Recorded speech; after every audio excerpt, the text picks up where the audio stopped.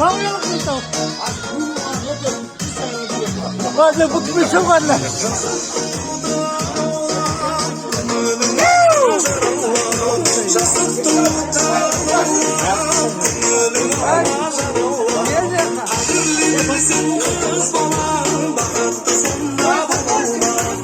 Al bir momento ora tasanda.